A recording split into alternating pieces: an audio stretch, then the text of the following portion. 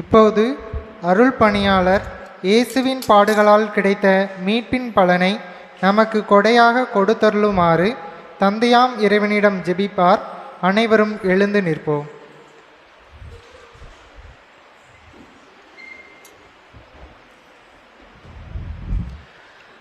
மன்றாடுவோமாக. இறைவா, பழைய பாவத்தின் விளைவாக எல்லா தலைமுறைக்கும் தொடர்ந்து சாவை எங்கள் ஆண்டவரும் உம் திருமகனுமாகிய கிறிஸ்துவின் பாடுகளால் அளித்தீரே. இவ்வுலக மனிதரின் சாயலை இயற்கையின் நியதியால் பெற்றுள்ளது போல நாங்களும் அவருக்கு ஏற்றவர்களாயிருப்பதால் விண்ணகத்தின் சாயலை உமது அருளின் புனிதத்தால் பெற்றுக்கொள்ள அருள் புரிவீராக. எங்கள் ஆண்டவராகிய கிறிஸ்து வழியாக உம்மை மன்றாடுகிறோம்.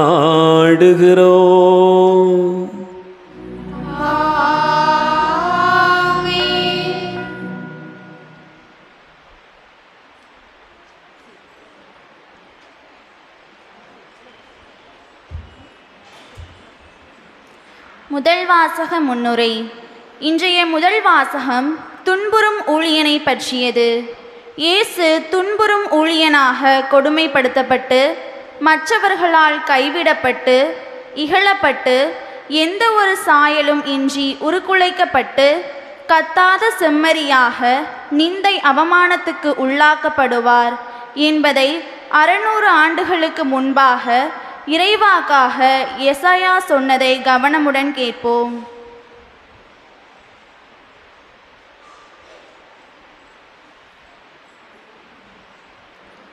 முதல் வாசகம்.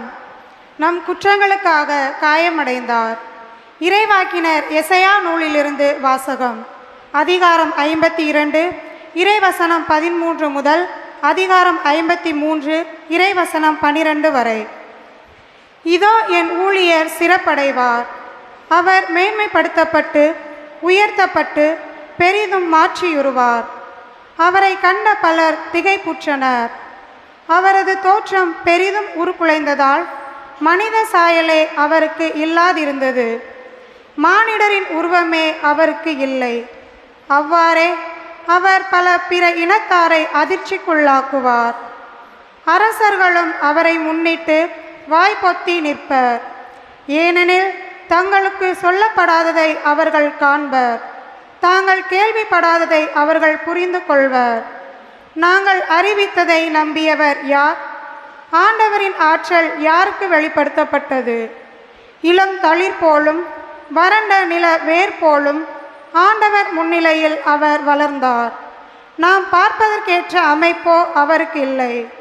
நாம் விரும்பத்தக்க தோற்றமும் அவருக்கு இல்லை. அவர் இகழப்பட்டார், மனிதரால் புறக்கணிக்கப்பட்டார். வேதனையுற்ற மனிதராய் இருந்தார், நோயுற்று நலிந்தார். காண்போர் தம் முகத்தை மூடிக்கொள்ளும் நிலையில் அவர் இருந்தார். அவர் இழிவுபடுத்தப்பட்டார், அவரை நாம் மதிக்கவில்லை. மெய்யாகவே அவர் நம் பிணிகளை தாங்கிக் கொண்டார், நம் துன்பங்களை சுமந்து கொண்டார். நாமோ அவர் கடவுளால் வதைக்கப்பட்டு நொறுக்கப்பட்டவர் என்றும் சிறுமைப்படுத்தப்பட்டவர் என்றும் எண்ணினோம். அவரோ நம் குற்றங்களுக்காக காயமடைந்தார், நம் தீச்செயலுக்காக நொறுக்கப்பட்டார். நமக்கு நிறைவாழ்வை அளிக்க அவர் தண்டிக்கப்பட்டார். அவர் தம் காயங்களால் நாம் குணமடைகின்றோம். ஆடுகளைப் போல நாம் அனைவரும் வழி தவறி அலைந்தோம். நாம் எல்லாரும் நம் வழியே நடந்தோம். ஆண்டவரோ நம் அனைவரின் தீச்செயல்களையும் அவர் மேல் சுமத்தினார். அவர் ஒடுக்கப்பட்டார், சிறுமைப்படுத்தப்பட்டார்.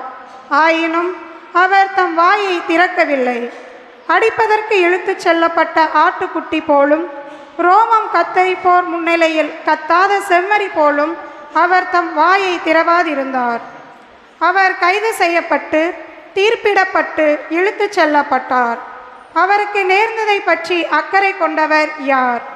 ஏனெனில் வாழ்வோர் உலகினின்று அவர் அகப்பற்றார். என் மக்களின் குற்றத்தை முன்னிட்டு கொலையுண்டார்.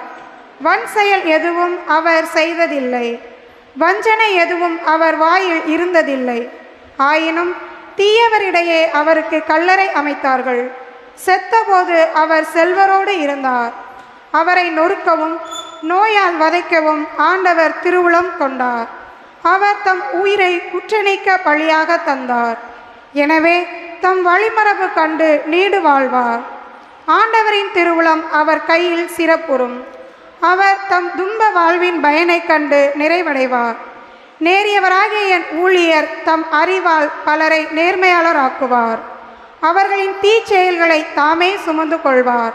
ஆதலால் நான் அவருக்கு மதிப்பு மிக்கவரிடையே சிறப்பளிப்பேன். அவரும் வலியவரோடு கொள்ளை பொருளை பங்கிடுவார். ஏனெனில் அவர் தம்மையே சாவுக்கு கையளித்தார்.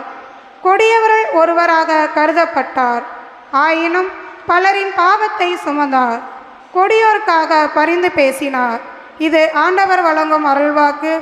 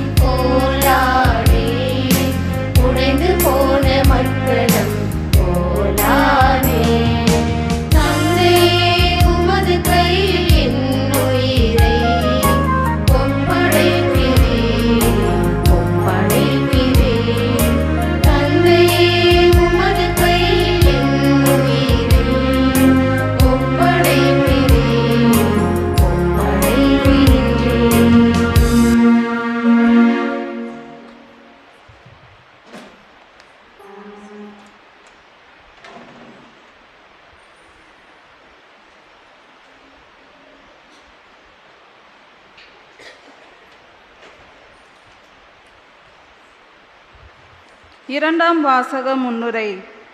பழைய ஏற்பாட்டில் ஒரு தலைமை குருவின் முக்கிய பணி மக்களின் பாவங்களுக்காக பலி செலுத்துவது. எனவே மக்களின் பாவங்களுக்கு பரிகாரமாக காணிக்கைகளையோ அல்லது விலங்குகளையோ அவர்கள் கடவுளுக்கு செலுத்தி வந்தார்கள். ஆனால் இயேசு மக்களின் பாவங்களுக்கு பரிகாரமாக விலங்குகளை பலியாக கொடுக்காமல் இறைப்பற்று கலந்த அச்ச உணர்வால் சிலுவை சாவுக்கு கீழ்ப்படிந்து கண்ணீர் சிந்தி தன்னையே கல்வாரி பலியாக ஒப்பு கொடுத்தார். இதன் மூலம் தமக்கு கீழ்ப்படிவோர் அனைவருக்கும் பலி ஒப்பு கொடுக்கும் ஒப்பற்ற தலைமை குருவாக மாறிவிட்டார் என்பதை கூறும் இவ்வாசகத்திற்கு செவிமடுப்போம்.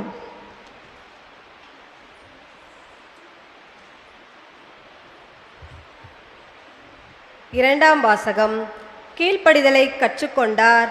தமக்கு கீழ்ப்படிவோர் அனைவரும் என்றென்றும் மீட்படைய காரணமானார். எபிரேயருக்கு எழுதப்பட்ட திருமுகத்திலிருந்து வாசகம். இறை வார்த்தைகள் அதிகாரம் 4 இறை வார்த்தைகள் 14 முதல் 16 முடிய, மேலும் அதிகாரம் 5 இறை வார்த்தைகள் 7 முதல் 9 முடிய. எபிரேயருக்கு எழுதப்பட்ட திருமுகத்திலிருந்து வாசகம். அதிகாரம் 4 இறை வசனங்கள் 14 முதல் 16 முடிய, மேலும் அதிகாரம் 5 இறை வசனங்கள் 7 முதல் 9 முடிய. வானங்களை கடந்து சென்ற இறைமகனாகிய இயேசுவை நாம் தனிப்பெரும் தலைமை குருவாக கொண்டுள்ளதால் நாம் அறிக்கையிடுவதை விடாது பற்றி கொள்வோமாக. ஏனெனில் நம் தலைமை குரு நம்முடைய வலுவின்மையை கண்டு இரக்கம் காட்ட இயலாதவர் அல்ல, மாறாக எல்லா வகையிலும் நம்மை போல சோதிக்கப்பட்டவர், எனினும் பாவம் செய்யாதவர். எனவே நாம் இரக்கத்தை பெறவும் ஏற்ற வேளையில் உதவக்கூடிய அருளை கண்டடையவும் அருள் நிறைந்த இறை அரியணையை துணிவுடன் அணுகிச் செல்வோமாக. அவர் இவ்வுலகில் வாழ்ந்த காலத்தில் தம்மை சாவிலிருந்து காப்பாற்ற வல்லவரை நோக்கி உரத்த குரல் எழுப்பி கண்ணீர் சிந்தி மன்றாடி வேண்டினார். அவர் கொண்டிருந்த இறைப்பற்று கலந்த அச்சத்தை முன்னிட்டு கடவுள் அவருக்கு செவிசாய்த்தார். அவர் இறைமகனாய் இருந்தும் துன்பங்கள் வழியாய் கீழ்ப்படிதலை கற்றுக்கொண்டார். அவர் நிறைவுள்ளவராகி தமக்கு கீழ்ப்படிவோர் அனைவரும் என்றென்றும் மீட்படைய காரணமானார். இது ஆண்டவர் வழங்கும் அருள்வாக்கு.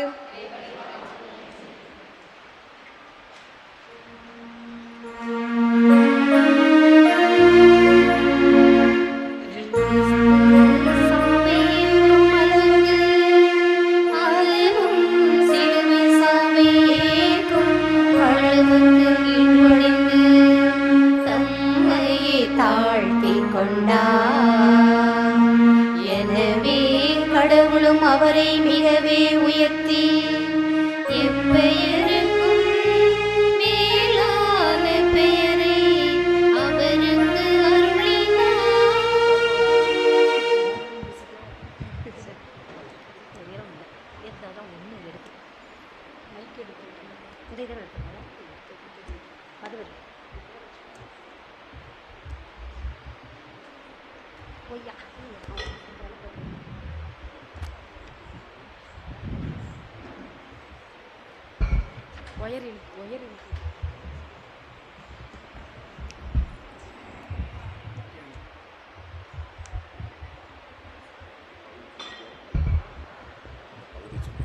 யோவான் எழுதியபடி அதிகாரம் 18 to 19 அதிகாரம் 42.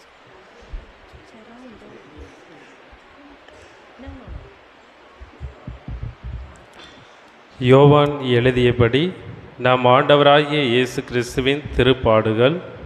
யோவான் எழுதியபடி நம் ஆண்டவராகிய இயேசு கிறிஸ்துவின் திருப்பாடுகள் அதிகாரம் 18 இறைவசனங்கள் 1 அதிகாரம் 19 இறைவசனங்கள் 42 முடிய. யோவான் எழுதியபடி நம் ஆண்டவரின் திருப்பாடுகளின் அதிகாரம் 18 இறைவசனங்கள் 1 அதிகாரம் 19 இறைவசனங்கள் 42 முடிய. இயேசு தம் சீடர்களோடு கெதரோன் என்னும் நீரோடையை கடந்து சென்றார். அங்கே ஒரு தோட்டம் இருந்தது. தம் சீடர்களோடு இயேசு அதில் நுழைந்தார். அவரை காட்டிக் கொடுத்த யூதாசுக்கு அந்த இடம் தெரியும். ஏனெனில் இயேசுவும் அவருடைய சீடர்களும் அடிக்கடி அங்கு கூடுவர். படைப்பிரிவினரையும் தலைமை குருக்களும் பரிசேயரும் அனுப்பிய காவலர்களையும் கூட்டிக் கொண்டு யூதாசு விளக்குகளோடும் பந்தங்களோடும் படைக்கலங்களோடும் அங்கே வந்தான். தமக்கு நிகழப்போகிற அனைத்தையும் இயேசு அறிந்து அவர்கள் முன் சென்று, யாரை தேடுகிறீர்கள் என்று கேட்டார். அவர்கள் மறுமொழியாக, நாசரேத்து இயேசுவை தேடுகிறோம் என்றார்கள். இயேசு, நான் தான் என்றார். அவரை காட்டிக் கொடுத்த யூதாசும் அவர்களோடு நின்று கொண்டிருந்தான். நான் தான் என்று இயேசு அவர்களிடம் சொன்னதும் அவர்கள் பின்வாங்கி தரையில் விழுந்தார்கள். யாரை தேடுகிறீர்கள் என்று இயேசு மீண்டும் அவர்களிடம் கேட்டார். அவர்கள், நாசரேத்து இயேசுவை தேடுகிறோம் என்றார்கள். இயேசு அவர்களை பார்த்து, நான் தான் என்று உங்களிடம் சொன்னேனே, நீங்கள் என்னை தேடுகிறீர்கள் என்றால் இவர்களை போக விடுங்கள் என்றார். நீர் என்னிடம் ஒப்படைத்தவர்களுள் எவரையும் நான் இழந்துவிடவில்லை என்று அவரே கூறியிருந்தது இவ்வாறு நிறைவேறியது. சீமோன் பேதுருவிடம் ஒரு வாள் இருந்தது.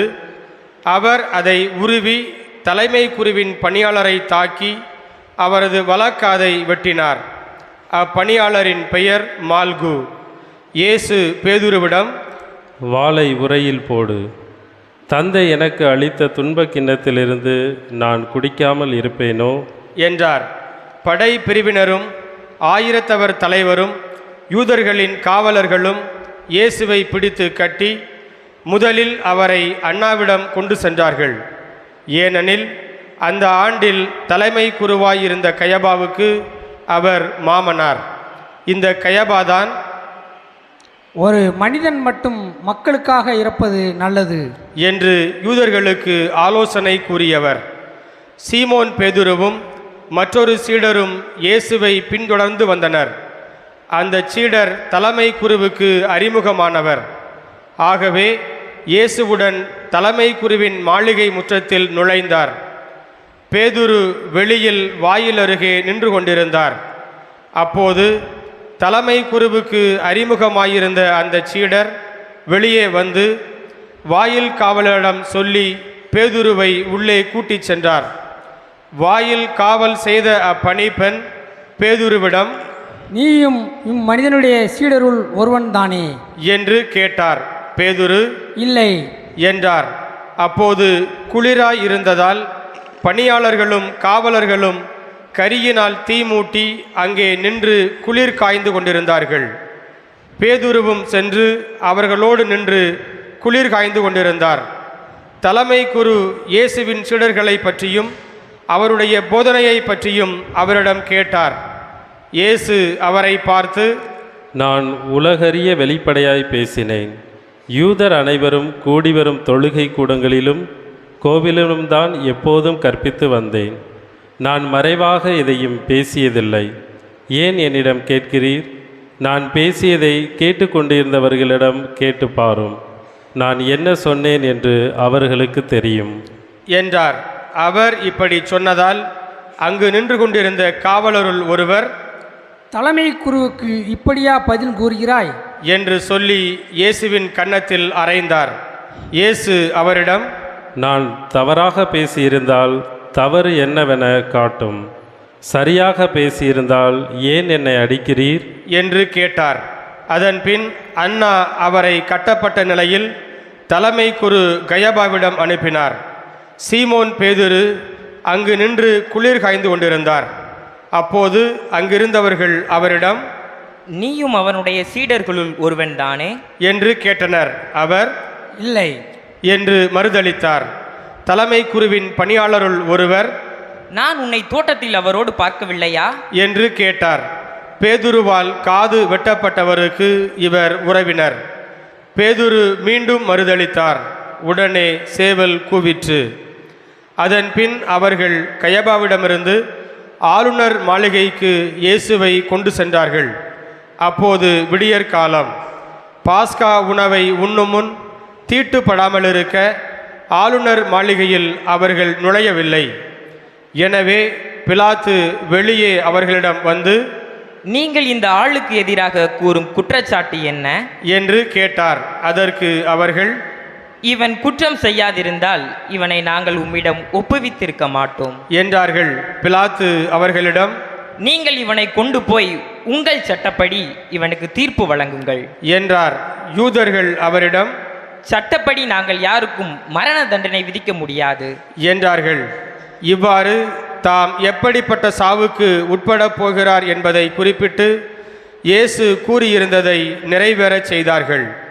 பிலாத்து மீண்டும் ஆளுநர் மாளிகைக்குள் சென்று இயேசுவை கூப்பிட்டு அவரிடம், நீ யூதரின் அரசனா என்று கேட்டான்.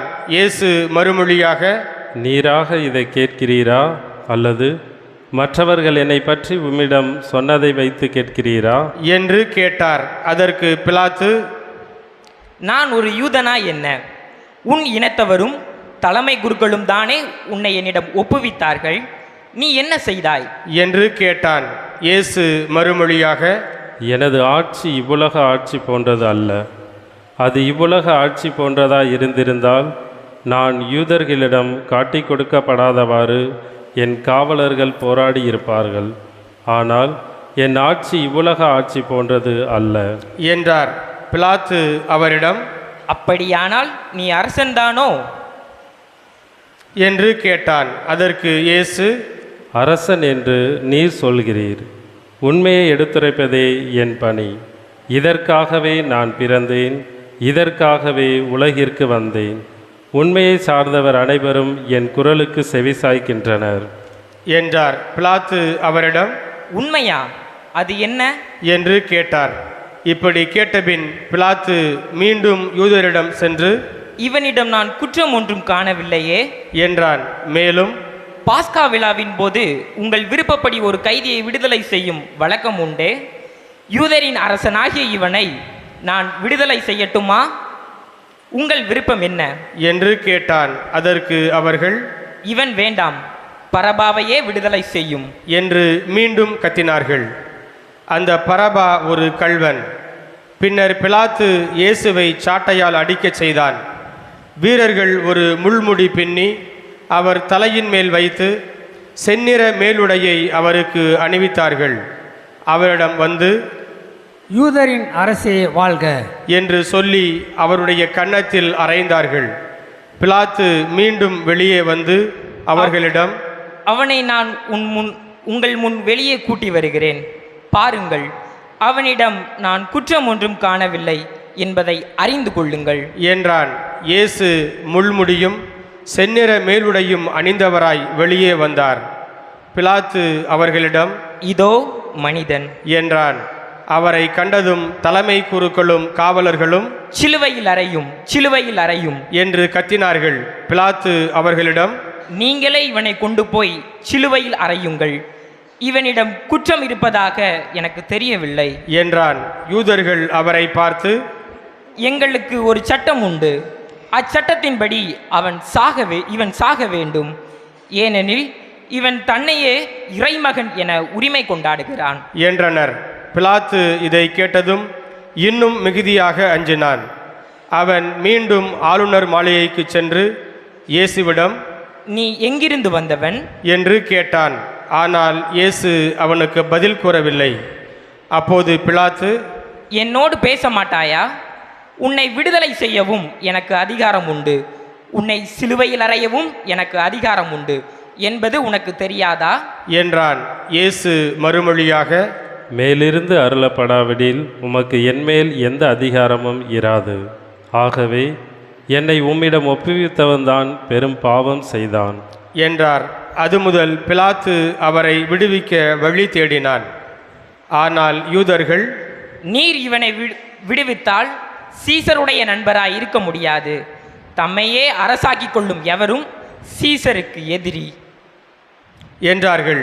இவ்வார்த்தைகளை கேட்டதும் பிலாத்து இயேசுவை வெளியே கூட்டி வந்தான். கல்தளம் என்னும் இடத்தில் இருந்த நடுவர் இருக்கை மீது அமர்ந்தான். அந்த இடத்திற்கு எபிரேய மொழியில் கபதா என்பது பெயர். அன்று பாஸ்கா விழாவுக்கு ஏற்பாடு செய்யும் நாள், ஏறக்குறைய நண்பகல் வேலை. பிலாத்து யூதர்களிடம், இதோ உங்கள் அரசன் என்றான். அவர்கள், ஒழிக ஒழிக, அவனை சிலுவையில் அறையும் என்று கத்தினார்கள். பிலாத்து அவர்களிடம், உங்கள் அரசனை நான் சிலுவையில் அறைய வேண்டும் என்கிறீர்களா என்று கேட்டான். அதற்கு தலைமை குருக்கள், எங்களுக்கு சீசரை தவிர வேறு அரசர் இல்லை என்றார்கள். அப்போது பிலாத்து அவரை சிலுவையில் அறையுமாறு அவர்களிடம் ஒப்புவித்தான். அவர்கள் இயேசுவை தம் பொறுப்பில் ஏற்றுக்கொண்டார்கள். இயேசு சிலுவையை தாமே சுமந்து கொண்டு மண்டை ஓட்டு இடம் என்னும் இடத்திற்கு சென்றார். அதற்கு எபிரேய மொழியில் கொல்கதா என்பது பெயர். அங்கே அவர்கள் இயேசுவையும் அவரோடு வேறு இருவரையும் சிலுவைகளில் அறைந்தார்கள். அவ்விருவரையும் இரு பக்கங்களிலும் இயேசுவை நடுவிலுமாக அறைந்தார்கள். பிலாத்து குற்ற அறிக்கை ஒன்று எழுதி அதை சிலுவையின் மீது வைத்தான். அதில் நாசரேத்து இயேசு யூதர்களின் அரசன் என்று எழுதியிருந்தது. இயேசு சிலுவையில் அறையப்பட்ட இடம் நகரத்துக்கு அருகில் இருந்ததால் யூதருள் பலர் இந்த குற்ற அறிக்கையை வாசித்தனர். அது எபிரேயம், லத்தீன், கிரேக்கம் ஆகிய மொழிகளில் எழுதப்பட்டிருந்தது. யூதரின் தலைமை குருக்கள் பிலாத்திடம், யூதரின் அரசன் என்று எழுத வேண்டாம், மாறாக யூதரின் அரசன் நான் என்று அவனே சொல்லிக்கொண்டதாக எழுதும் என்று கேட்டுக்கொண்டார்கள். பிலாத்து அவர்களை பார்த்து, நான் எழுதியது என்றான். இயேசுவை சிலுவையில் அறைந்தபின் படைவீரர் அவருடைய மேலுடைகளை 4 பாகமாக பிரித்து ஆளுக்கு ஒரு பாகம் எடுத்துக்கொண்டார்கள். அங்கியையும் அவர்களே எடுத்துக்கொண்டனர். அந்த அங்கி மேலிருந்து கீழ்வரை தையலே இல்லாமல் நெய்யப்பட்டிருந்தது. எனவே அவர்கள் ஒருவரை ஒருவர் நோக்கி, அதை கிழிக்க வேண்டாம், அது யாருக்கு கிடைக்கும் என்று பார்க்க சீட்டு குலுக்கி போடுவோம் என்றார்கள். என் ஆடைகளை தங்களுக்குள் பகிர்ந்து என் உடை மீது சீட்டு போட்டார்கள் என்னும் மறைநூல் வாக்கு இவ்வாறு நிறைவேறியது. சிலுவை அருகில் இயேசுவின் தாயும் தாயின் சகோதரியும் குலோப்பாவின் மனைவியுமான மரியாவும் மகதல மரியாவும் நின்று கொண்டிருந்தனர். இயேசு தம் தாயையும் அருகில் நின்ற தம் அன்பு சீடரையும் கண்டு தம் தாயிடம், அம்மா, இவரே உம் மகன் என்றார். பின்னர் தம் சீடரிடம், இவரே உம் தாய் என்றார். அந்நேரம் முதல் அச்சீடர் அவரை தம் வீட்டில் ஏற்று ஆதரவு அளித்து வந்தார். இதன் பின் அனைத்தும் நிறைவேறிவிட்டது என்பதை அறிந்த இயேசு, தாகமாயிருக்கிறது என்றார். மறைநூலில் எழுதியுள்ளது நிறைவேறவே இவ்வாறு சொன்னார். அங்கே ஒரு பாத்திரம் நிறைய புளித்த திராட்சை ரசம் இருந்தது. அதில் கடற்பஞ்சை நன்கு தோய்த்து ஈசோப்பு தண்டில் பொருத்தி அதை அவர்கள் அவரது வாயில் வைத்தார்கள். அந்த ரசத்தை குடித்ததும் இயேசு, எல்லாம் நிறைவேறிற்று என்று கூறி தலை சாய்த்து ஆவியை ஒப்படைத்தார்.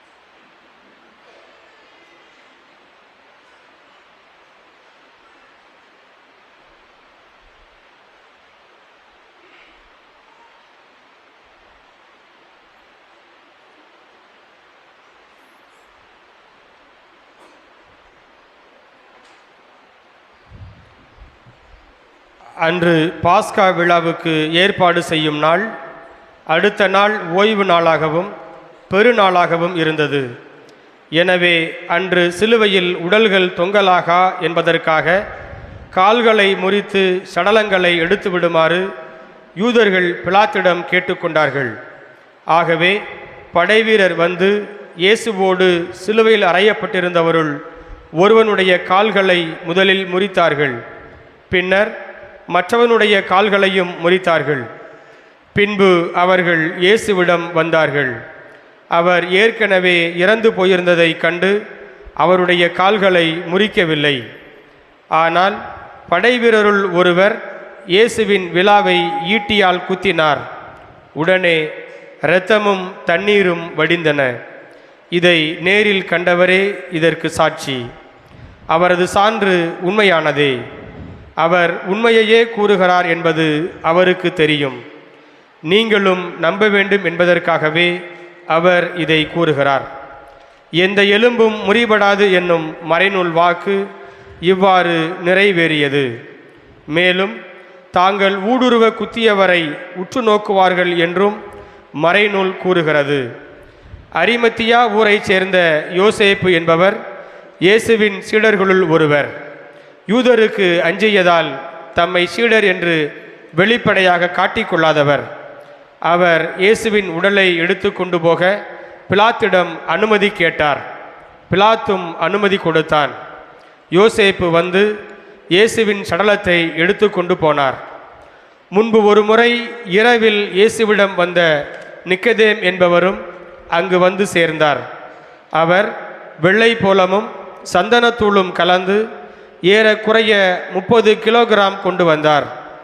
அவர்கள் இயேசுவின் உடலை எடுத்து யூத அடக்க முறைப்படி நறுமண பொருட்களுடன் துணிகளால் சுற்றி கட்டினார்கள். அவர் சிலுவையில் அறையப்பட்டிருந்த இடத்தில் ஒரு தோட்டம் இருந்தது. அங்கே புதிய கல்லறை ஒன்று இருந்தது. அதில் அதுவரை யாரும் அடக்கம் செய்யப்படவில்லை. அன்று பாஸ்கா விழாவுக்கு ஆயத்த நாளாய் இருந்ததாலும் அக்கல்லறை அருகில் இருந்ததாலும் அவர்கள் இயேசுவை அதில் அடக்கம் செய்தார்கள். அனைவரும் அப்படியே அமர்வோம்.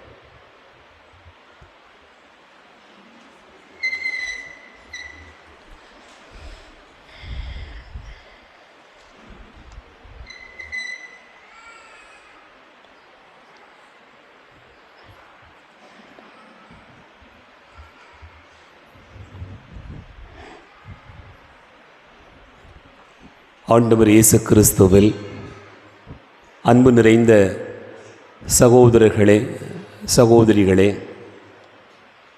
உங்கள் அனைவரையும் இந்த புனித வெள்ளி வழிபாட்டு கொண்டாட்டத்தில் ஆண்டவருடைய பெயரால் வரவேற்பதிலே மகிழ்ச்சி அடைகிறேன்.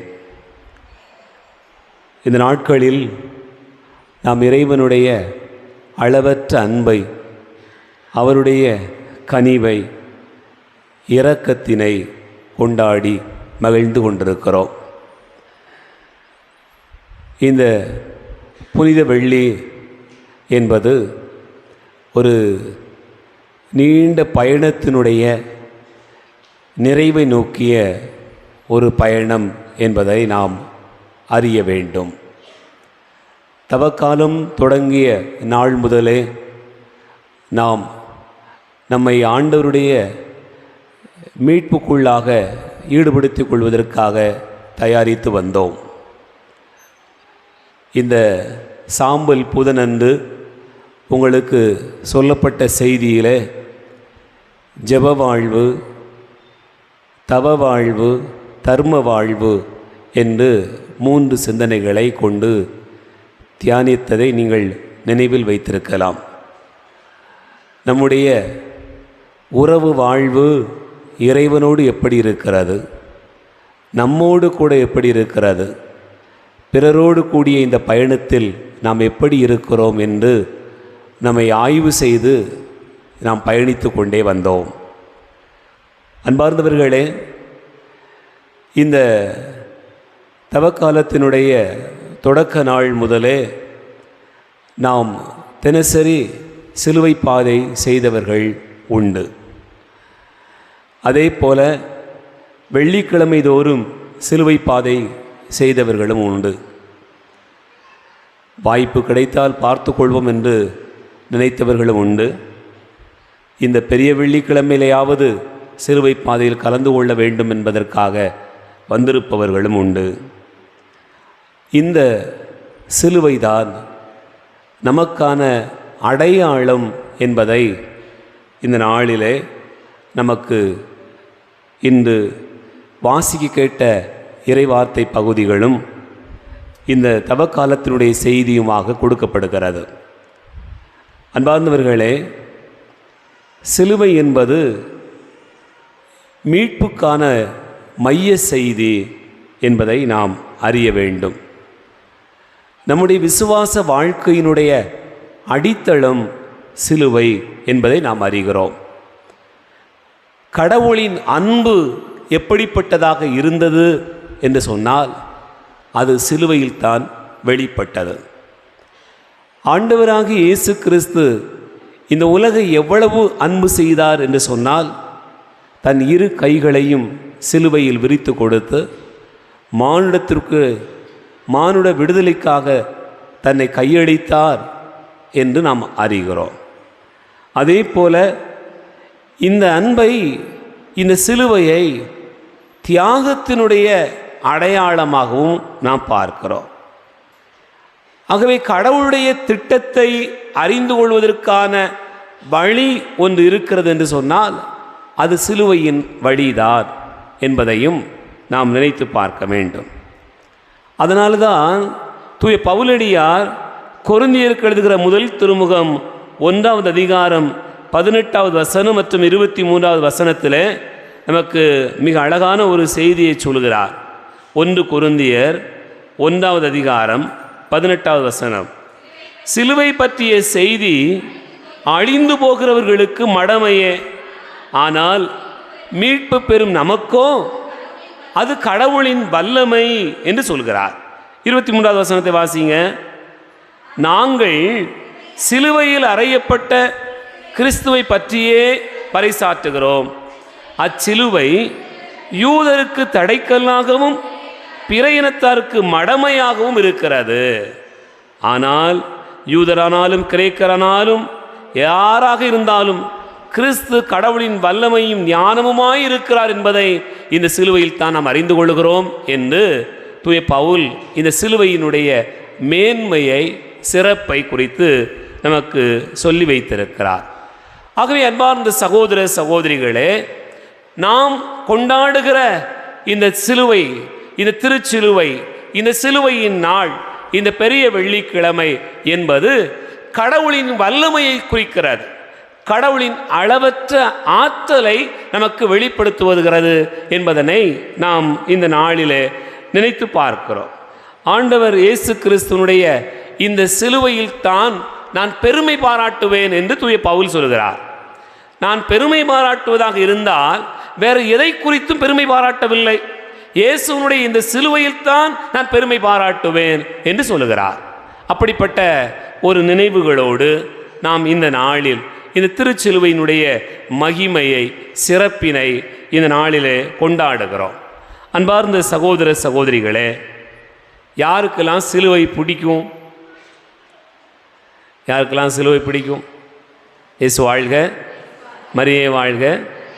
எல்லாருக்கும் சிலுவை பிடிக்கும். சிலுவை இல்லைன்னு சொன்னால் கிறிஸ்தவம் இல்லை. சிலுவை இல்லை என்று சொன்னால் இங்கே நாம் கூடுவதும் கொண்டாடுவதும் அர்த்தம் இல்லாமல் போய்விடுகிறார். அதனால் எல்லாருக்கும் பிடிக்கும். யாருடைய கையிலெல்லாம் சிலுவை வச்சுருக்கிறீங்க? யார் கழுத்தில் சிலுவை இருக்குது? யார் வீட்டில் சிலுவை இருக்குது? யார் வீட்டில் எங்கே எல்லார் இடத்துலையும் சிலுவை இருக்குது இல்லையா? ஜெபமாலையில் வச்சுருப்போம், கழுத்தில் போட்டிருக்க செயினில் வச்சுருப்போம், வீட்டில் வச்சுருப்போம், இப்படி தோட்டத்தில் வச்சுருப்போம், தொழுவத்தில் வச்சுருப்போம். சிலுவை இல்லாமல் எந்த இடமும் இல்லை. பைக்கில் கூட ஜெபமாலையை கட்டி இறுக்கி அப்படி பயணப்பட்டு போய் கொண்டிருக்கிறோம். சிலுவை இல்லை என்றால் நாம் இல்லை என்பதை அது வெளிப்படுத்துகிறது. அன்பார்ந்தவர்களே, என்ன வேலை செஞ்சாலும் சிலுவை அடையாளம் மட்டும்தான் வேலையை தொடங்குகிறோம். அது நமக்கு தெரியும். சிலுவை அடையாளம் இல்லாமல் வேலை இல்லை. எதுக்காக இந்த சிலுவை அடையாளம் போடுறோம்? ஒரு பயத்திலையா? அன்பார்ந்தவர்களே, பயம் வந்தாலும் சிலுவையை தான் போடுறோம், நம்பிக்கை கொண்டாலும் சிலுவையை தான் போடுறோம் இல்லையா? நமக்கு தெரியும் எல்லா இடத்துலையும் சிலுவையை போடுகிறோம். அப்போ பயத்தில், நோயில், ஜெபத்தில், எல்லா தேவைகளிலும் நாம் சிலுவை அடையாளமிட்டுத்தான் பயணித்து கொண்டிருக்கிறோம் என்பதை நினைத்து பார்க்கலாம். என் அன்பார்ந்தவர்களே, நீங்கள் போடுற சிலுவை இயேசு சுமந்த சிலுவையா, வேற யாரும் சுமந்த சிலுவையா? இயேசு சுமந்ததானா? சிலுவை சுமக்கும் போது இயேசு மட்டும் தானே சுமந்தாரா? யாரெல்லாம் சிலுவை சுமந்தாங்க? கூட 2 பேரும் சிலுவை சுமந்துட்டு போனாங்க இயேசுவோட. இப்போ நமக்கு ரொம்ப டவுட்டாக இருக்குது, நம்ம போடுற சிலுவை இயேசு சுமந்த சிலுவை தானா? நல்ல கள்ளையும் போட்ட சிலுவையா, கெட்ட கள்ளையும் போட்ட சிலுவையா, என்ன சிலுவை நமக்கு தெரில அப்படிங்கிறத நீங்கள் நினச்சி பார்க்கலாம். அன்பார்ந்தவர்களே, ஏன் இப்படி கேட்குறேன் அப்படின்னு சொன்னால், இயேசுவின் காலத்தில் நிறைய பேர் சிலுவை சுமக்க வைக்கப்பட்டார்கள். நிறைய பேர் சிலுவையில் அறையப்பட்டு கொல்லப்பட்டார்கள். அன்பார்ந்தவர்களே, அவர்கள் சுமந்த சிலுவைக்கும் இயேசு சுமந்த சிலுவைக்கும் என்னதான் வித்தியாசம் அப்படின்னு நம்ம தெரிஞ்சுக்கிட்டோம்னு சொன்னால், நாம் ஏன் இந்த சிலுவையை ஆற தழுவிக்கொள்ள வேண்டும் என்பதை நமக்கு வெளிப்படுத்தப்படுகிற செய்தியாக புரிந்து கொள்ளலாம். அன்பார்ந்தவர்களே, நாம் போட்டிருக்கக்கூடிய இந்த சிலுவைக்கும் இயேசு சுமந்த நமக்கு தந்த இந்த சிலுவைக்கும் மற்றவர்கள் சுமந்த சிலுவைக்குமான வேறுபாடு என்ன? உண்மையிலேயே நிறைய காரணங்கள் இருக்கிறது. மற்றவர்கள் ஏன் சிலுவையில் அறையப்பட்டார்கள், இயேசு ஏன் சிலுவையில் அறையப்பட்டார்?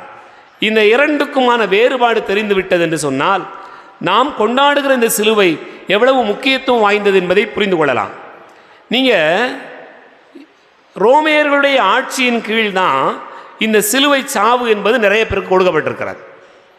எதுக்காக, யாருக்கெல்லாம் சிலுவை சாவு கொடுக்கப்பட்டது அப்படின்னு சொன்னால், யாரெல்லாம் ரோமை ஆட்சிக்கு எதிராக கிளர்ச்சி செய்கிறார்களோ, யாரெல்லாம் ரோமானிய படைகளுக்கு எதிராக ஆயுதம் தூக்குகிறார்களோ, யாரெல்லாம் தேச துரோகம் செய்கிறார்களோ, யாரெல்லாம் அடிமைகளாக இருக்கிறார்களோ, அவர்களெல்லாம் சிலுவையில் அறைவதற்கு அவர்கள் தயங்கவில்லை. ரோமானியர்கள் தப்பு செஞ்சிருந்தா, இதே போல தப்பு செஞ்சிருந்தா அவங்களுக்குலாம் சிலுவை சாவு கிடையாது. அது அடிமையாக இருந்தால், இந்த தப்பு பண்ணியிருந்தான்னு சொன்னால் அவனை சிலுவை சாவுக்கு கையளிப்பது. அன்பார்ந்தவர்களே, அரசியல் கிளர்ச்சியாளர்கள், கடற்கொள்ளையர்கள், அரசுக்கு எதிராக செயல்படக்கூடியவர்கள், அப்படி கருதப்படக்கூடியவர்கள் அத்தனை பேருக்கும் ஒரு கொடூரமான மரண தண்டனை, அதுதான் இந்த சிலுவை சாவு. சிலுவையிலேயே தொங்கி சாகிற, வேதனை அனுபவிக்கிற மிக கொடூரமான ஒரு சாவு. நீங்கள் பாருங்கள், அப்படி ஒரு உடல் செத்து தொங்கிடுதுன்னு சொன்னால் எதெல்லாம் வந்து சாப்பிடும் அப்படின்னு நம்ம சொல்லி தெரிய வேண்டிய அவசியம் இல்லை. கழுகுகள், பருந்துகள், மற்ற எல்லா விலங்குகளும் அவருடைய விழுந்துவதற்காக, அவரை விழுகிற அந்த காட்சிக்காக காத்து கிடக்கும். அப்படிப்பட்ட ஒரு சாவு தான் அந்த காலத்தில் ரோமானிய பேரரசு நிறைய பேருக்கு கொடுத்தது. எதுக்காக கொடுத்தாங்க அப்படி பார்த்தோம்னு சொன்னால், 3 காரணத்துக்காக கொடுத்தாங்க. ஒன்று, இந்த மாதிரி தப்பு செஞ்சவங்களை அவமானப்படுத்துவதற்காக, இழிவுபடுத்துவதற்காக கொடுக்கப்பட்டது என்று சொல்லப்படுகிறது. இரண்டாவது, இனிமே இப்படி யாராவது தப்பு செய்யணும்னு நினைக்கவே கூடாது அப்படிங்கிறதுக்காக, குற்றத்தை தடுப்பதற்காக அது கொடுக்கப்பட்டது. மூன்றாவது, இப்படி ஒரு சிலுவை சாவை கொடுக்கிற போது ஒரு எச்சரிக்கை, ஒரு பொது காட்சியில் வச்சுருப்பாங்க. தனியாக எங்கேயாவது கூட்டு போய் சிலுவை சாவையெல்லாம் கொடுக்கறதில்ல. எல்லாரும் பார்க்கிற இடத்தில், பொது இடத்தில் தான் அந்த சிலுவை சாவு நிறைவேற்றப்பட்டது. இந்த சிலுவையிலே இருக்கிறவங்க எப்படி சாவாங்க? ஒன்று, அவங்களுக்கு நீர் இழப்பு ஏற்படலாம். இரண்டாவது அவர்களுக்கு அதிர்ச்சி ஏற்படலாம். மூன்றாவது, அவர்களுக்கு சுவாச கோளாறு ஏற்பட்டு அப்படியே இறந்து போவார்கள். இப்படி ஒரு கொடூரமான ஒரு சாவு இயேசுனுடைய காலத்தில் அவரோடு சிலுவை சுமந்து வந்த மற்றவர்களுக்கும் சேர்த்து தான் கொடுக்கப்பட்டது. அன்பார்ந்தவர்களே, இயேசு இதில் என்ன வகையில் இருக்கிறார்?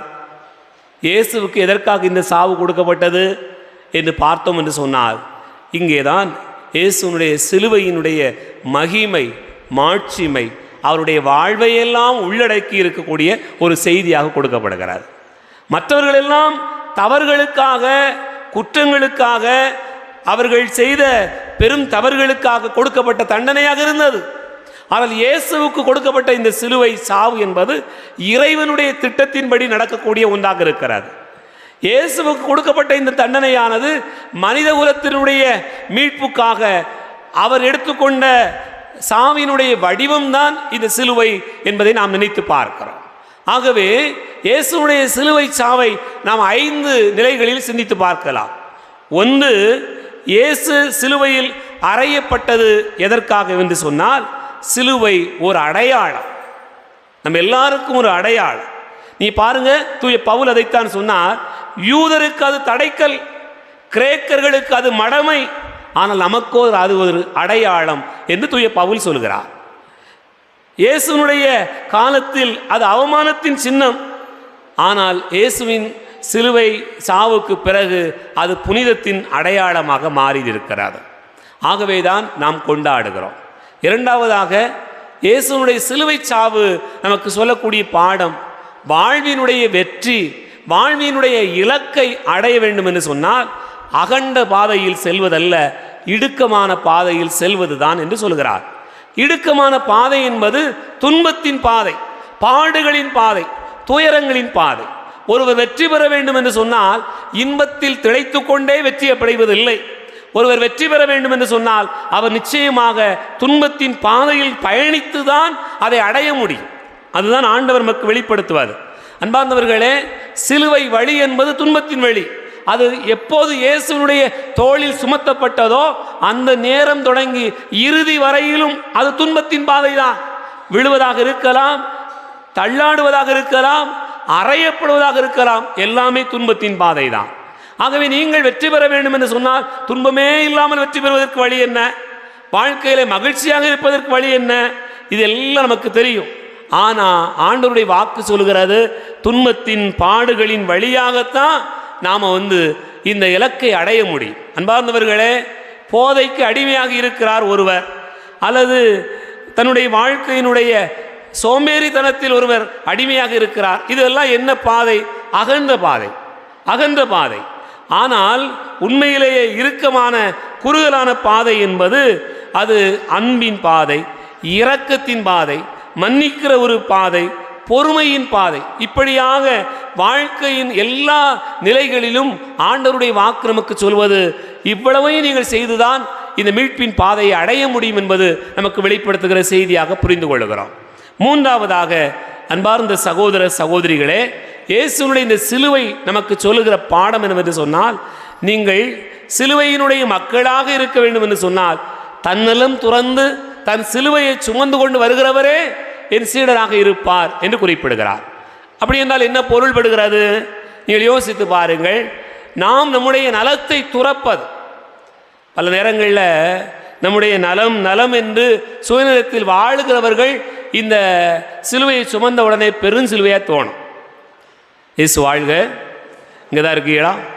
உற்சாகமாக இருக்கிறீங்களா? இயேசு வாழ்க, மரியே வாழ்க.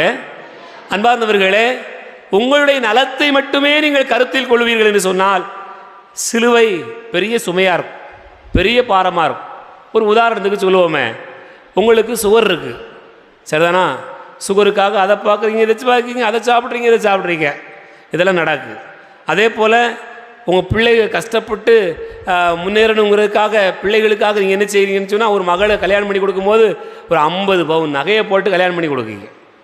ஒரு எதிர்ப்பு ஒரு 10 லட்ச ரூபாயை கொடுக்குறீங்க. ஏதோ பெரிய பணத்தை கொடுத்து பெரிய அளவில் அந்த பிள்ளையை டாம் டீம் கல்யாணத்தை நடத்தி முடிக்கிறீங்க. அப்போ சொல்லலாம், சாமி நான் என்ன கஷ்டப்பட்டு என் பிள்ளையை வளர்த்துருக்கேன் தெரியுமா, என் பிள்ளைக்காக எவ்வளவு செஞ்சேன் தெரியுமா, உங்களுக்கு மீட்பு உண்டா இல்லையா?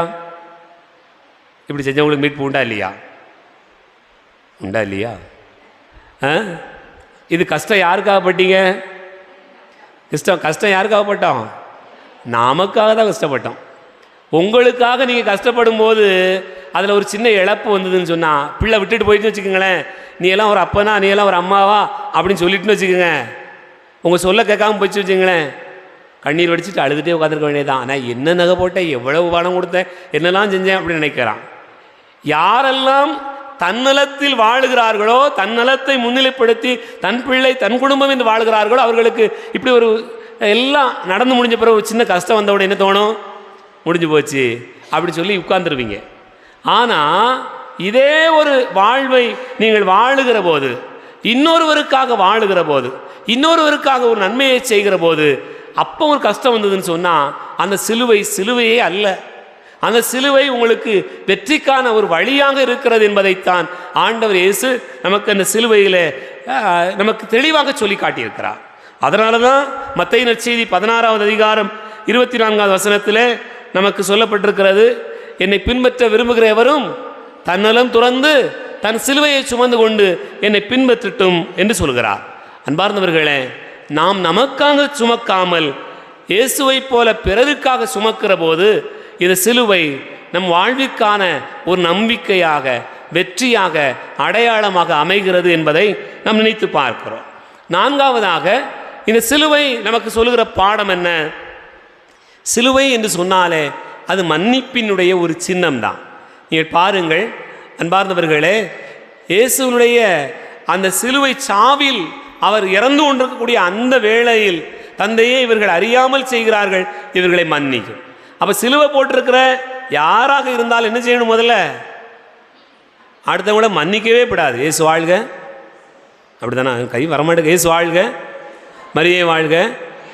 சிலுவை போட்டிருந்தாலே நீங்கள் என்ன செய்யணும்? மன்னிச்சா தான் சிலுவை போடுறதுல அர்த்தம் இருக்குது. இல்லைன்னா தங்கத்தில் சிலுவை தொங்கும், ஆனால் சிலுவையினுடைய அடையாளம் தெரியாமல் இருப்போம். சரிதான்? வீட்டில் பெரிய சிலுவை வச்சுருக்கலாம், அடையாளம் தெரியாமல் உட்காந்துருப்போம். நீங்கள் மன்னிச்சா தான் நீங்கள் போட்ட சிலுவையிலேயே அர்த்தம் இருக்கிறார். அதனால தான் இயேசுனுடைய சிலுவை என்பது நீங்கள் மன்னிக்கிற அந்த அடையாளத்தை சொல்லுகிறார். அதனால தான் முதல்ல கேட்டேன், நீங்கள் போட்டிருக்கக்கூடிய சிலுவை இயேசு சுமந்த சிலுவை தானா, வேறு யாரும் சுமந்த சிலுவையான்னு கேட்டேன். அப்போ நீங்கள் யோசித்து பாருங்கள், இயேசு சிலுவை சுமந்த சிலுவை என்று சொன்னால் உங்கள்கிட்ட என்னெல்லாம் இருக்கணும்? அது மீட்புக்கான அடையாளமாக பார்க்கப்படணும். உங்களுடைய வாழ்க்கையினுடைய குறுகலான பாதை வழியாக விண்ணகம் நோக்கி போகணும். உங்களுடைய வாழ்க்கையில் தன்னலம் கடந்து நிற்கணும். உங்களுடைய வாழ்க்கையில் நீங்கள் மன்னிக்கிறவர்களாக இருக்கணும். கடைசியாக இந்த சிலுவையினுடைய செய்தியே என்னவென்று சொன்னால் தியாகத்தின் சின்னம், தியாகத்தினுடைய அடையாளம். தன் உயிரை பிறருக்காக, பிறருடைய பாவங்களுக்காக, பிறருடைய நலனுக்காக அர்ப்பணித்துக் கொள்கிற தியாகத்தின் சின்னம்தான் இந்த சிலுவை என்று நாம் அறிகிறோம். அன்பார்ந்தவர்களே, நாம் எல்லாரும் சிலுவை போடலாம். உலகத்தில் யார் வேணாலும் சிலுவை போடலாம். சரிதானா? யார் வேணாலும் சிலுவை வச்சிருக்கலாம். திருடர்களுடைய தோளிலையும் கூட 2 சிலுவை இருந்துச்சு. சரிதானா? அவங்ககிட்டையும் சிலுவை இருந்தது, இயேசுவிடம் சிலுவை இருந்தது. ஆனால் இயேசு சுமந்த சிலுவை நமக்கு தருகிற பாடமே வேறு. அவர்கள் சுமந்த சிலுவை அவர்களுடைய குற்றத்தின் பொருட்டு வந்தது. இயேசு சுமந்த சிலுவை இறைவனுடைய திட்டத்தின்படி வந்த சிலுவையாக இருக்கிறது. நீ யோசித்து பாருங்க, ஒரு ஆளை கையை நீட்டி இப்போ விரித்து வச்சாச்சுன்னா யார் மாதிரி இருக்குது?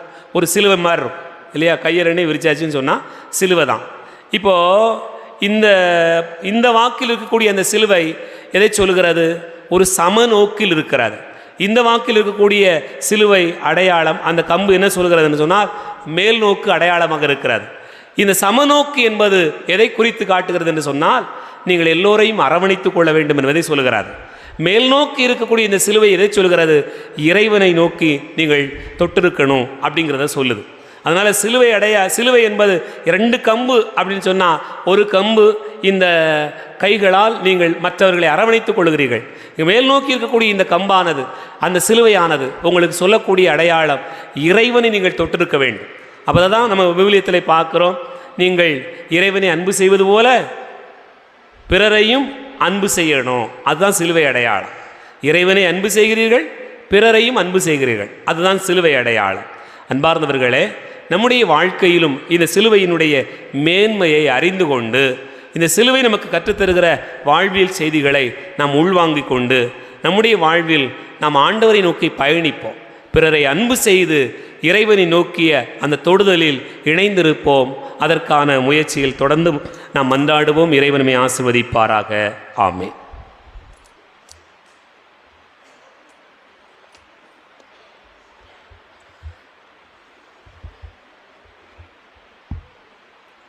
பொது மன்றாட்டு. அன்புக்குரிய இறைமக்களே, திருவிழிப்புகளுக்கெல்லாம் அன்னையாகிய திருவிழிப்பு, பெரிய சனி பாஸ்கா திருவிழிப்பு என்றால், மன்றாட்டுகளுக்கெல்லாம் அன்னையாகிய மன்றாட்டு நாள் பெரிய வெள்ளியாகும். இயேசு என்றும் இறை தந்தையினிடத்திலேயே பரிந்து பேசி மன்றாடினார். இன்று உரத்த குரல் எழுப்பி கண்ணீர் சிந்தி பல கருத்துக்களுக்காக மன்றாட திரு அவை அழைக்கிறது. ஏனெனில் இயேசு மனித சமுதாயம் முழுவதற்காகவும் சிலுவை சுமந்து பாடுகள் பட்டு இறந்தார். அவருடைய பாடுகளின் பலன்களை நாம் அனைவரும் பெற வேண்டும் என்பதே இயேசுவின் விருப்பம். ஒவ்வொரு மன்றாட்டின் கருத்து சொன்ன பிறகு குரு நம் பெயரால் ஜெபிப்பார். இறை மக்கள் ஆமேன் என பதில் சொல்ல வேண்டும்.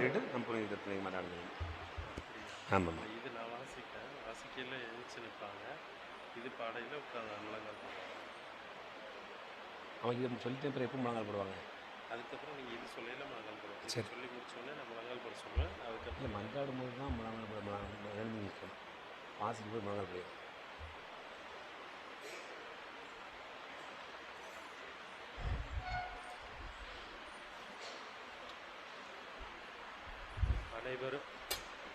அனைவரும் முழங்கால் இடுவோம்.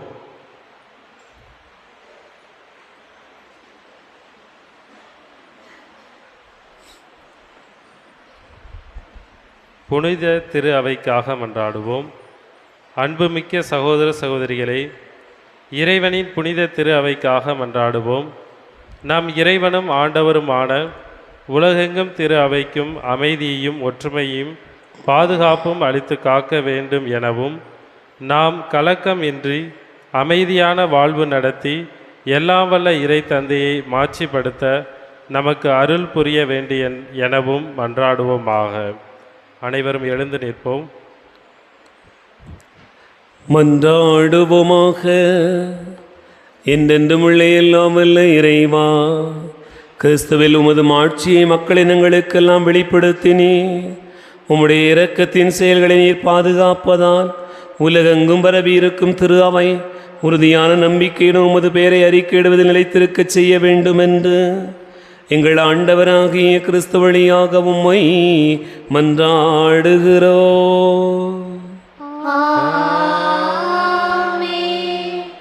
முழங்கால் இடுவோம். திருத்தந்தைக்காக நாம் புனித திருத்தந்தை பிரான்சிஸுக்காக மன்றாடுவோம். தலைமை ஆயர் நிலைக்கு அவரை தேர்ந்தெடுத்த நம் இறைவனும் ஆண்டவருமானவர் எவ்வகை தீங்குமின்றி அவரை பேணி காப்பாராக. அதனால் அவர் இறைவனின் புனித மக்களை வழிநடத்தி தம்முடைய புனித திரு அவையை வலம் பெறச் செய்ய வேண்டுமென்று மன்றாடுவோமாக. அனைவரும் எழுந்திருப்போம். மன்றாடுவோமாக.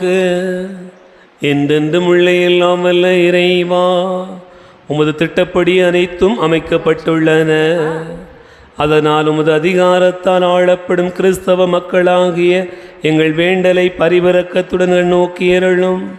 திருத்தந்தையின் தலைமையின் கீழ் நாங்கள் நம்பிக்கையில் வளரும்படி அவரை பரிவுடன் காத்தருள வேண்டும் என்று எங்கள் ஆண்டவராகிய கிறிஸ்து வழியாக உம்மை மன்றாடுகிறோம்.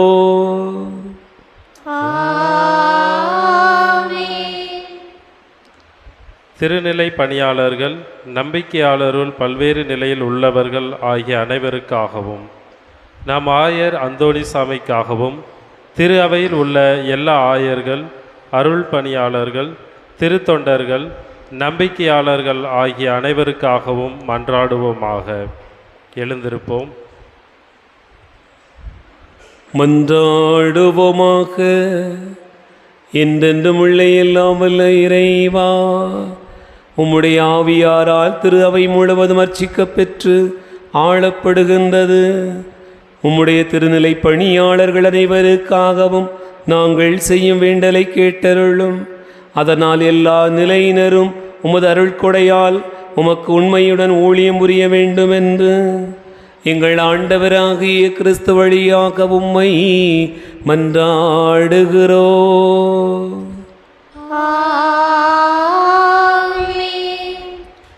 கிறிஸ்தவ புகுமுக நிலையினருக்காக மன்றாடுவோம். அதனால் நம் இறைவனும் ஆண்டவருமானவர் தமது இரக்கப்பத்தை பொழிந்து அவர்களுடைய இதயங்களின் செவிகளை திறந்து விடுவாராக.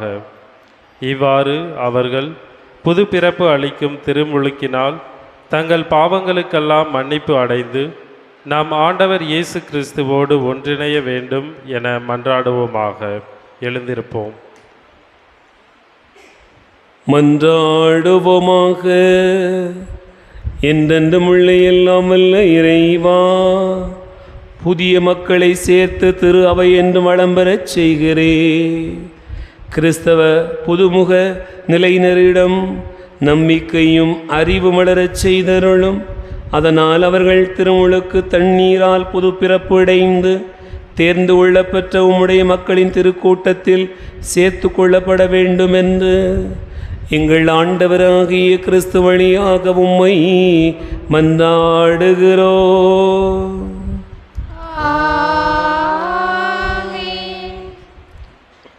கிறிஸ்தவர்களின் ஒற்றுமைக்காக கிறிஸ்துவில் நம்பிக்கை கொண்டுள்ள நம் சகோதர சகோதரிகள் அனைவருக்காகவும் மன்றாடுவோம். நம் இறைவனும் ஆண்டவருமானவர் அவர்களை உண்மையின் பாதையில் வழிநடத்தி தமது ஒரே திரு அவையில் கூட்டிச் சேர்த்து காத்தருள வேண்டும் என மன்றாடுவோமாக. அனைவரும் எழுந்து நிற்போம். மன்றாடுவோமாக. என்றென்றும் உள்ள எல்லாம் வல்ல இறைவா, சிதறுண்டவர்களை ஒன்று சேர்ப்பவரும் ஒருங்கிணைந்தவற்றை பேணி காப்பவரும் நீரே. உம் திருமகனின் மந்தையை கனிவுடன் கண்ணோக்கியருளும். இவ்வாறு ஒரே திருமுழுக்கினால் தூய்மைப்படுத்தி அவர்களை நம்பிக்கையின் முழுமையால் இணைத்து அன்பின் பிணைப்பால் ஒன்று சேர்க்க வேண்டுமென்று எங்கள் ஆண்டவராகிய கிறிஸ்து வழியாக உம்மை மன்றாடுகிறோம்.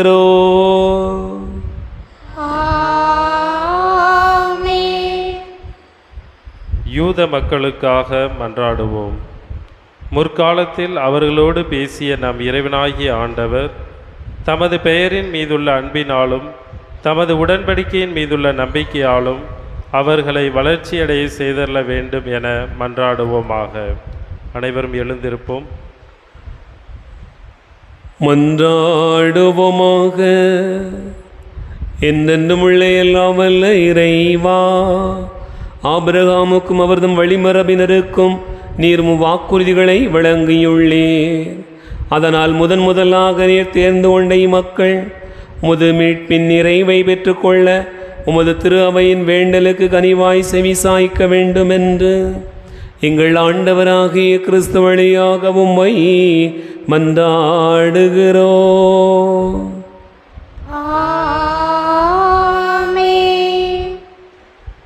கிறிஸ்துவில் நம்பிக்கை கொள்ளாதவர்களுக்காக மன்றாடுவோம்.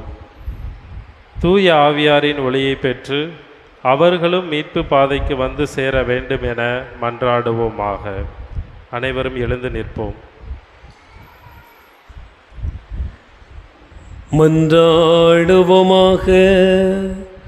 என்றென்றும் உள்ள எல்லாம் வல்ல இறைவா, கிறிஸ்துவை ஏற்றுக்கொள்ளாத மக்கள் உம் திருமுன் நேர்மையான இதயத்தோடு நடந்து உண்மையை கண்டடைவார்களாக. நாங்களும் ஒருவர் மற்றவர் மீது எப்போதும் அன்பு கொள்வதாலும் உமது வாழ்வின் மறையுண்மையை மென்மேலும் புரிந்து கொள்வதில் ஆவல் கொள்வதாலும் உமது அன்பை இவ்வுலகில் மிக தெளிவாக காட்டும் சாட்சிகளாய் விளங்க செய்ய வேண்டுமென்று எங்கள் ஆண்டவராகிய கிறிஸ்து வழியாக உம்மை மன்றாடுகிறோம்.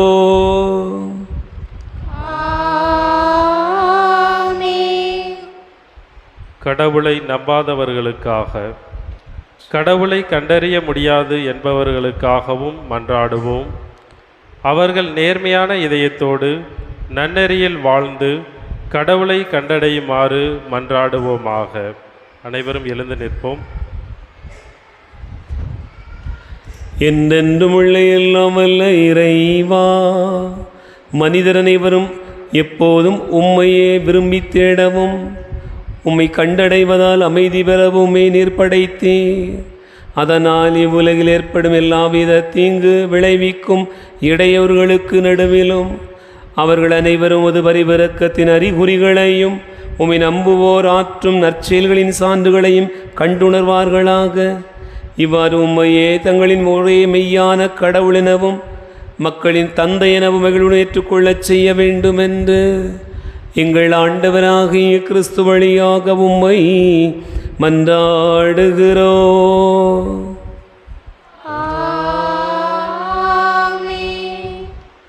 நாடுகளை ஆளும் அனைவருக்காகவும் மன்றாடுவோம். நாம் இறைவனும் ஆண்டவருமானவர் தமது திருவுளப்படி உண்மையான அமைதியையும் உரிமை வாழ்வும் அவர்கள் பெரும் பொருட்டு அவர்களுடைய மனங்களையும் இதயங்களையும் வழிநடத்த வேண்டும் என மன்றாடுவோமாக. அனைவரும் எழுந்து நிற்போம். மன்றாடுவோமாக.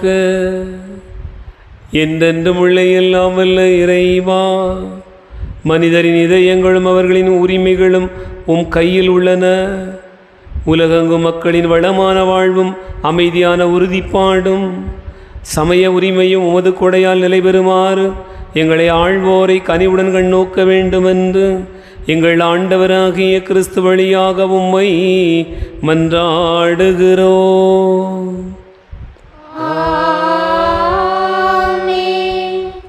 துன்புறுவோருக்காக. அன்புமிக்க சகோதர சகோதரிகளை, துன்புறும் அனைவருக்காகவும் எல்லாவல்ல தந்தையாகிய கடவுளிடம் மன்றாடுவோம். தவறுகள் அனைத்திலிருந்தும் உலகை தூய்மைப்படுத்தவும், பிணிகள் நீங்கி பஞ்சம் ஒழியவும், சிறைகள் திறக்கப்பட்டு தலைகள் தகர்க்கப்படவும், வழிப்போக்கர்கள் பாதுகாப்பு பெறவும், பயணம் செய்வோர் நலமாக வீடு திரும்பவும், நோயுற்றோர் நலம் பெறவும், இறக்கின்றவர்கள் மீட்பு பெறவும் வேண்டும் என மன்றாடுவோமாக. அனைவரும் எழுந்திருப்போம். மன்றாடுவோமாக. என்றென்றும் உள்ள எல்லாம் வல்ல இறைவா, துயருவோருக்கு ஆறுதலும் வருந்துவோருக்கு திடனும் நீரே. எத்தகைய துன்ப வேளையிலும் உம்மை நோக்கி கூவி அழைப்போரின் வேண்டல்கள் உம் திருமுன் வருவனவாக.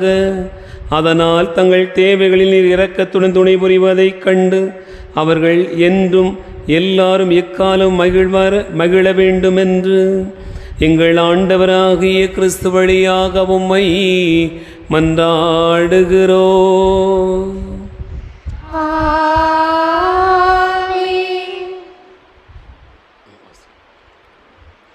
இரண்டாம் பகுதி, திருச்சிலுவை ஆராதனை. அன்று விலக்கப்பட்ட மரத்தின் கவர்ச்சியால் முதல் பெற்றோர் பாவம் செய்து மனித குலத்திற்கு சாபத்தை தேடி தந்தனர். ஆனால் இயேசு இந்த சிலுவை மரத்தை அரவணைத்து முத்தம் செய்து இன்று நமக்கு மீட்பை பெற்று தருகிறார்.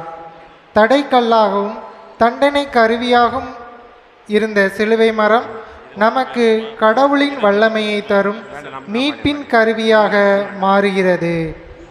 துணியால் மூடப்பட்ட திருச்சிலுவையை குரு பீடத்திற்கு பவனியாக கொண்டு வருவார். அதன் உச்சியிலிருந்து சிறிது சிறிதாக துணியை 3 தடவை அகற்றுவார். ஒவ்வொரு முறையும் திருச்சிலுவை மரம் இதோ இதிலேதான் தொங்கியது உலகத்தின் மீட்பு என்று பாடுவார். அப்பொழுது நாம் வருவீர் ஆராதிப்போம் என்று பதிலுரையாக பாடுவோம். பின் முழந்தாளிட்டு அமைதியாக ஆராதிப்போம்.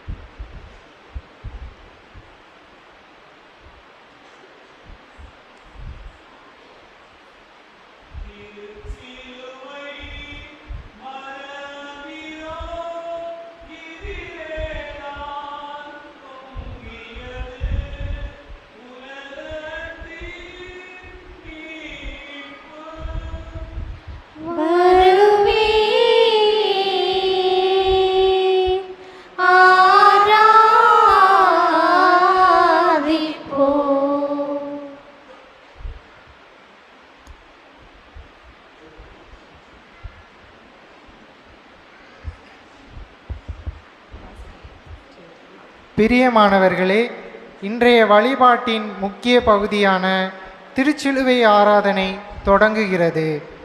நம் அருள்நாதர் இயேசு இதோ பாடுகள் பட்டு இறந்து நமக்கு மீட்பை பெற்றுத்தந்தது இந்த சிலுவையில்தான்.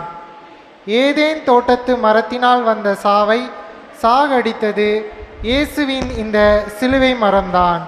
இது நமது மீட்பின் சின்னம், வாழ்வின் சின்னம், அனைவரையும் அரவணைக்கும் அன்பின் சின்னம். பக்தியுடன் திருசிலுவையை ஆராதித்து இறைவனுக்கும் நமக்கும் உள்ள உறவை புதுப்பித்து கொள்வோம். மனம் உடைந்து மனங்கனிந்து மனமாற்றம் பெறுவோம்.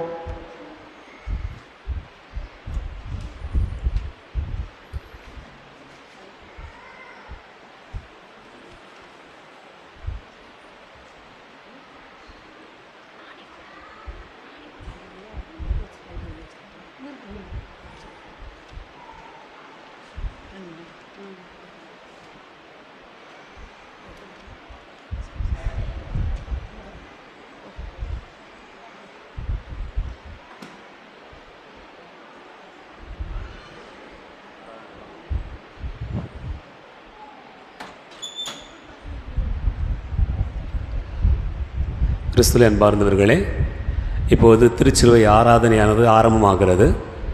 நம்மளுடைய ஆலயத்தில் மக்களுடைய எண்ணிக்கைக்கு ஏற்ப நாம் 3 இடத்தில் வைக்கிறோம். ஆகவே பக்தி உணர்வோடு நீங்கள் இந்த ஆராதனை பாடல்களோடு இணைத்து கலந்து கொள்ள அன்போடு கேட்டுக்கொள்ளுகிறேன். வழக்கமாக ஒரே ஒரு இடத்தில் தான் வைப்பார்கள், அல்லது அதிகபட்சமாக 2 இடத்தில் வைப்பார்கள். நமக்கு அதிக நேரமாகிவிடும் என்பதனால் 3 இடத்தில் வைக்கிறோம்.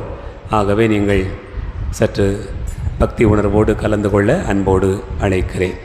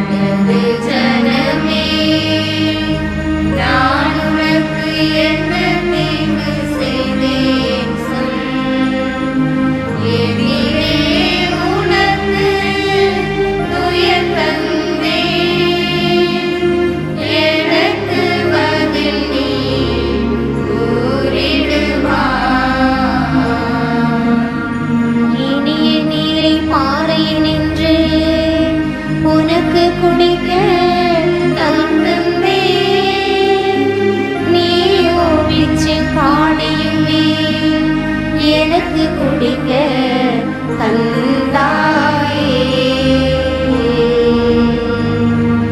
எனது ஜனமே, நான் உனக்கு என்ன தீங்கு செய்தேன் சொல்.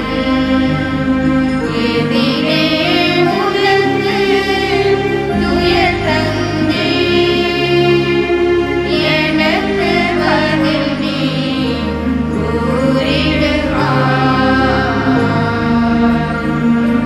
நான் அரசை உனக்காக நானே அழித்து நொறுக்கினேன். நீயோ நாணல் தடி கொண்டு எங்கள் சிரசில் அடித்தாயே. எனது ஜனமே, நான் உனக்கு என்ன தீங்கு செய்தேன் சொல். எதிரே உனக்கு துயர் தந்தேன், எனக்கு பதில் நீ கூறிடுவாய்.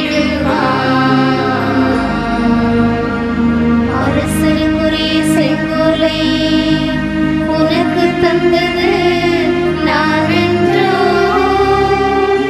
நீயோ எந்தன் சிரசிற்கு முள்ளின் முடியை தந்தாயே. எனது ஜனமே, நான் உனக்கு என்ன தீங்கு செய்தேன் சொல். எதிரே உனக்கு துயர் தந்தேன், எனக்கு பதில் நீ கூறிடுவாய். உன்னை மிகுந்த வன்மையுடன் சிறந்த நிலைக்கு உயர்த்தினே. நீயோ என்னை சிலுவையிலும் தூக்கு மரத்தில் தொங்க வைத்தாய். எனது ஜனமே, நான் உனக்கு என்ன தீங்கு செய்தேன் சொல்.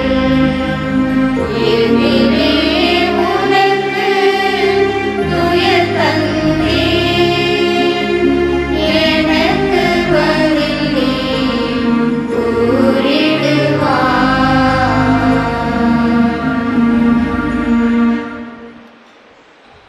இன்றைய திருவழிபாட்டின் மூன்றாவது பகுதியாகிய திருவிருந்து இப்போது தொடங்குகிறது. இயேசு சிலுவை மரணத்திலே தம்மையே பலியாக்கி நம் மீட்புக்காக உணவாக தருகிறார்.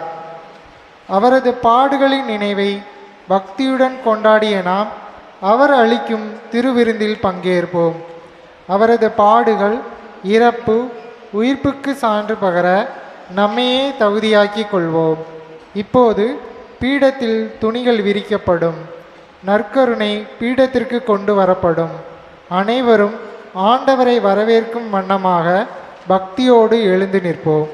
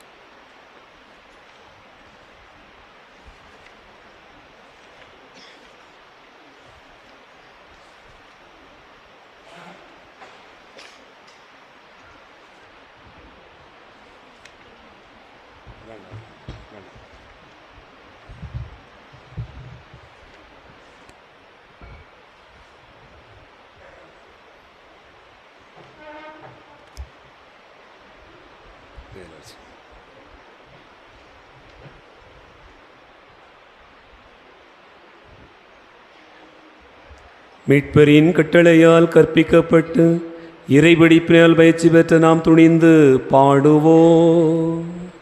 விண்ணுலகில் இருக்கிற எங்கள் தந்தையே, உமது பெயர் தூயது என போற்ற பெறுக. உமது ஆட்சி வருக.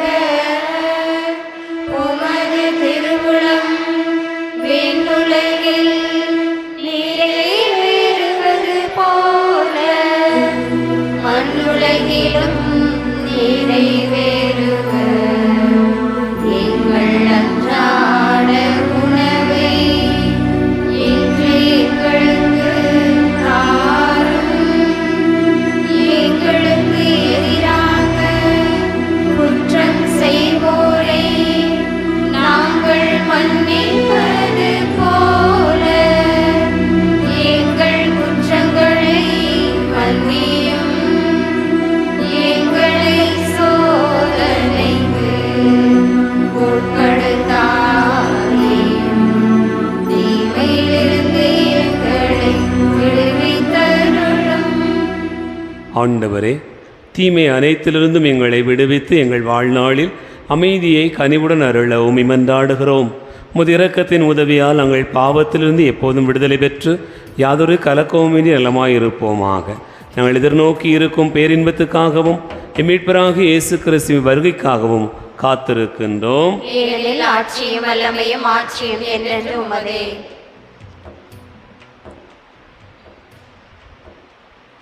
அனைவரும் முழங்கால் படியிடுவோம்.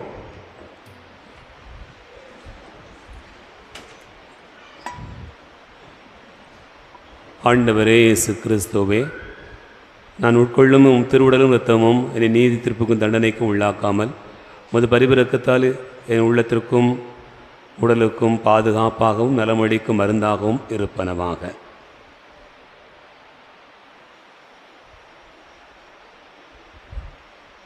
இதோ இறைவனின் செம்மறி, இதோ உலகின் பாவங்களை போக்குகிறவர். செம்மறியின் விருந்துக்கு அழைக்க பெற்றோர் பேறு பெற்றோர்.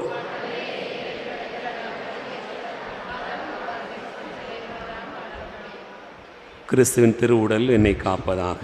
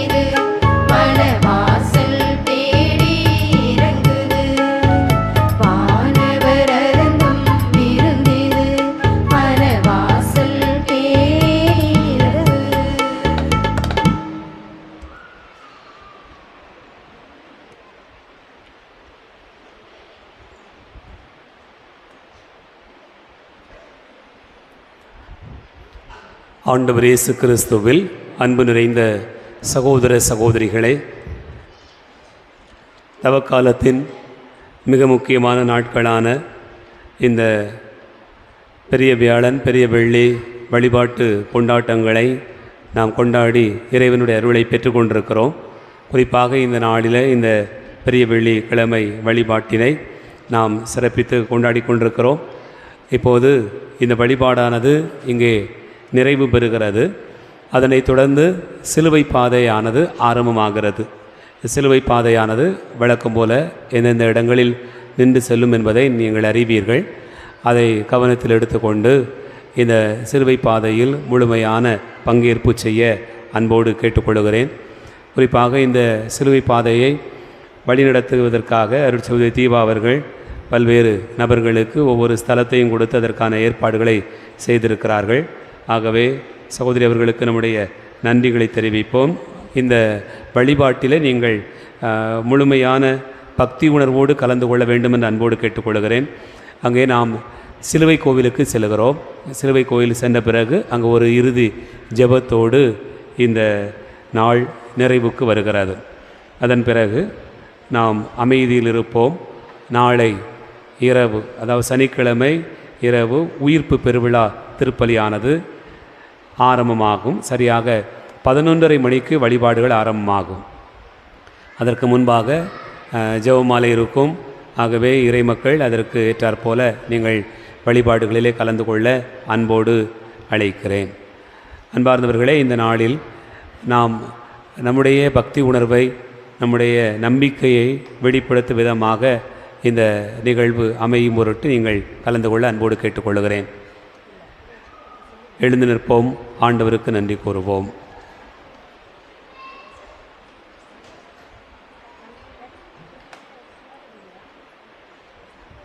மன்றாடுவோமாக. என்றென்றும் உள்ள எல்லாம் வல்ல இறைவா, உம்முடைய கிறிஸ்துவின் பாடுகளினாலும் புனித இறப்பினாலும் உயிர்ப்பினாலும் எங்களை மீட்டருளினீர். உமது இரக்கத்தால் நீராற்றிய மீட்பு செயல் எங்களில் நிலைத்திருக்கச் செய்தருளும். இவ்வாறு இம்மறைபொருளில் பங்கேற்பதன் வழியாக முடிவில்லா இறைப்பற்றுடன் வாழ வேண்டுமென்று எங்கள் ஆண்டவராகிய கிறிஸ்து வழியாக உம்மை மன்றாடுகிறோம்.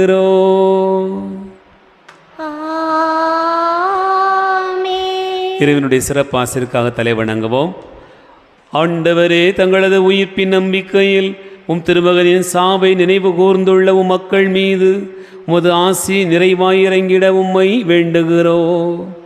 அவர்களுக்கு மன்னிப்பு கிடைப்பதாக, அவர்கள் ஆறுதல் அடைவார்களாக, புனித நம்பிக்கை வளர்வதாக, நிலையான மீட்பு உறுதி பெறுவதாக. எங்கள் ஆண்டவராகிய கிறிஸ்து வழியாக உம்மை மன்றாடுகிறோம்.